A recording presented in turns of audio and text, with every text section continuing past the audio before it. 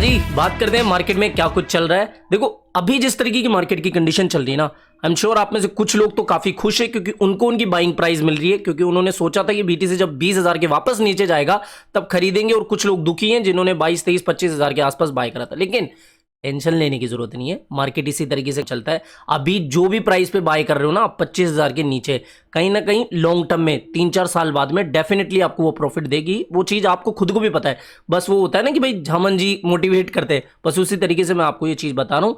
20,000 के आसपास की सारी प्राइसें लॉन्ग टर्म में काफी अच्छी है। बात करें अगर अब बीटीसी की थोड़ी सी टीए के बारे में, देखो 20,500 का इंपॉर्टेंट लेवल था जो कि बीटीसी ने खो दिया है। अब वो सुना होगा आपने कि सपोर्ट ही रेजिस्टेंस बन जाता है, तो अभी ये जो 20,500 का सपोर्ट है ना, इसके लिए तगड़ा रेजिस्टेंस का काम कर रहा है। तो जब तक बीटीसी इसके नीचे है ना, काफी ज्यादा चांसेस बनेंगे कि बीटीसी लगभग 19 से 18,000 के जोन में देखने को मिल जाए। और मुझे ऐसा लगता है कि देखो अगर बीटीसी आपको अब की बार 18,000 17,000 के आसपास देखने को मिले तो 15,000 14,000 का इतना वेट नहीं करना है जितना आपने पहले मिस कर दिया होगा। काफी लोग कमेंट करके बोलते हैं कि भैया हमने 17,000 16,000 पे बाय नहीं करा, तो वो चीज दोबारा ना हो। इसलिए अगर ये मान के चलो कि बीटीसी 16,000 से नीचे भी चला जाता है, सपोज अगर बीटीसी आप जो मान रहे हो कि 11 12 13,000 तक भी चला जाता है, तब भी कोई बात नहीं। लॉन्ग टर्म में ये सारी ही प्राइजें बढ़िया है, टॉप पर आपको $4-5,000 कम ही मिलेंगे, आप ये मान के चलो। तो कुल मिला के मतलब की बात ये है कि कुछ लोग जो कमेंट कर रहे हैं ना कहां पर बाय करें, तो 18,000 के आसपास एक बाइंग बन रही है। 19,000 के आसपास भी आप 20 या 15% उठा सकते हो, बाकी फाइनल तो आपका खुद का डिसीजन होता है। अच्छा, मार्केट में गिरावट का एक रीजन तो आपको मैंने ये भी बताया था कि यूएसडी कॉइन, ठीक है, बताया नहीं था, मतलब कि टेलीग्राम पर आपको अपडेट करी थी। और देखो आप में से काफी महानुभाव ऐसे हैं जो कि अभी भी टेलीग्राम पर ज्वाइन नहीं होकर रखे हैं, तो प्लीज टेलीग्राम को ज्वाइन कर ही लेना। मार्केट की जितनी भी ब्रेकिंग अपडेट, इमरजेंसी अपडेट्स होती है, सारी की सारी मैं टेलीग्राम पर आपके साथ शेयर करता रहता हूं। लिंक आपको वीडियो की डिस्क्रिप्शन बॉक्स में मिल जाएगा। तो यूएसडीसी का डीपेग होना, क्योंकि यूएसडीसी मार्केट में भी जितने भी स्टेबल कॉइन्स ना उनका बाप है, यानी कि उनमें सबसे टॉप पर था।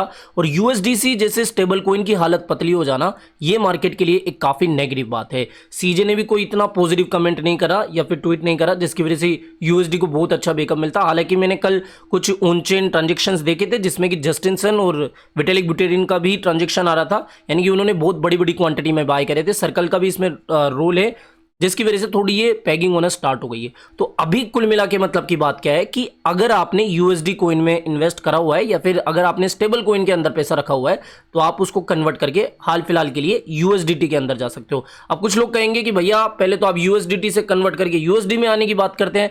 देखो मार्केट इसी तरीके से चलता है, वो कहते हैं ना कि जिधर की हवा उधर की तरफ चलना चाहिए। तो जिस तरफ हमें ज्यादा ट्रस्ट अभी दिख रहा है उस तरफ चले जाना है। तो ये हो गई यूएसडी की बात। अब देखो यूएसडी कॉइन की डीपेगिंग का मेन रीजन आप में से काफी लोगों को पता चल चुका है, क्योंकि कल काफी वीडियोस ट्विटर टेलीग्राम पर आपने चीजें देख ली होगी, फिर भी रफली एक बार बता देता हूं। देखो जो सिलिकॉन वैली बैंक है ना, उसका कहीं ना कहीं इसमें हाथ था या फिर रिलेशन था, और वो बैंक डूबा तो कहीं ना कहीं इसके ऊपर असर पड़ा। अच्छा, वो बैंक भी क्यों डूबा? क्योंकि उसका संबंध भी एफटीएक्स के साथ था, एफटीएक्स एक्सचेंज, तो वो डूबा तो कहीं ना कहीं उसकी वजह से एक रिपल इफेक्ट जो क्रिएट हुआ था उसके लपेटे में आ गया सिलिकॉन वैली बैंक। तो इस वजह से यूएसडी कॉइन की प्राइस हमें डीपेग होती हुई दिखी। ठीक है, अब अगर बात करें कुछ और अपडेट्स के बारे में, तो यहां पर बाइनेंस ने फाइनली वापस से बीएनबी की, बीटीसी की, ईथर की जो यूएसडीसी पेयर है उसको ऑन कर दिया, यानी कि वापस से उसने ऐड कर दिया।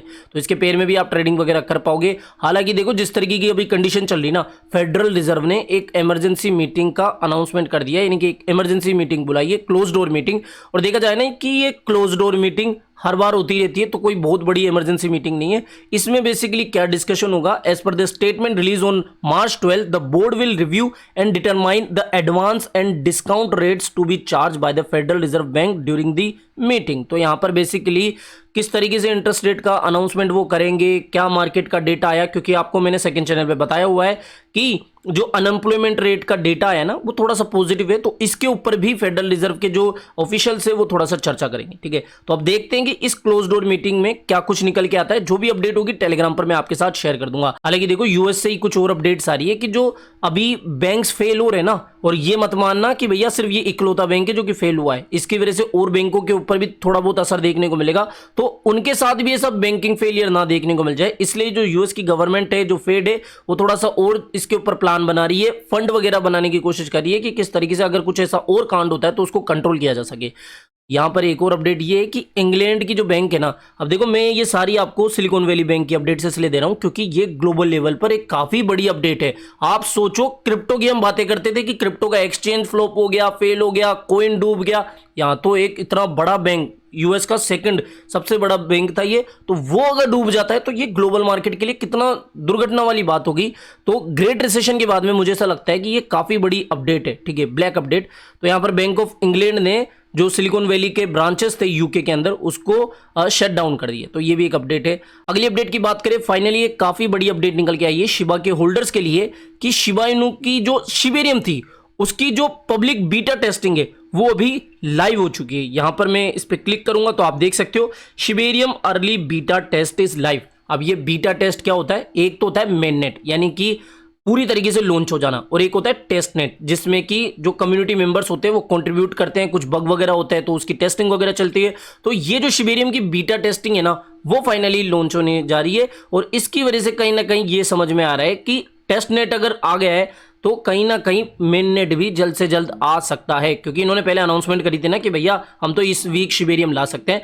तो कम से कम इन्होंने अपने स्टेटमेंट पर थोड़ा एक्शन तो लिया कि शिबेरियम का टेस्ट नेट इन्होंने लाइव करा।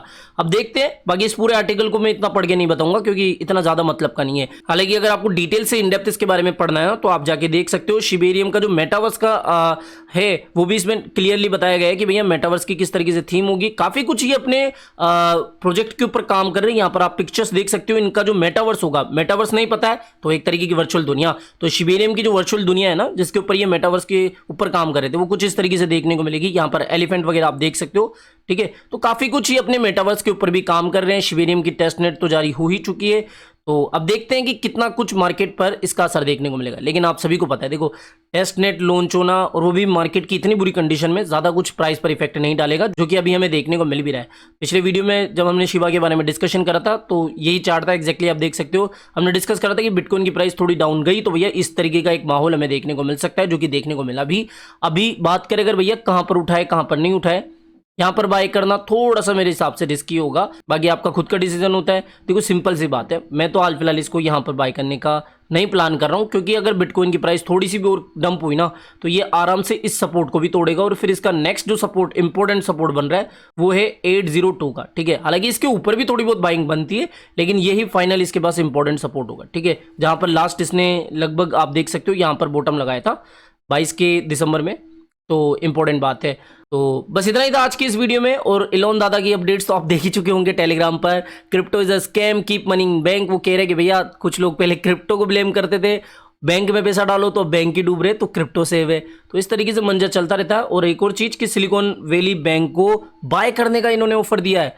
अब देखते हैं कि भैया किस तरीके से आगे की अपडेट्स आती है। बाकी ये थोड़े से अलग ही किस्म के इंसान है तो ये कर भी सकते हैं भैया बाय, जब ये इस तरीके से ओपनली बात कर रहे हैं, ठीक है। और अगर उसमें डिजिटल बैंक का कुछ बड़ा रोल निभाया गया, यानी कि अगर इसको पूरी तरीके से डिजिटल बैंक बनाया गया तो ये मैसिव अपडेट हो गई क्रिप्टो मार्केट के लिए।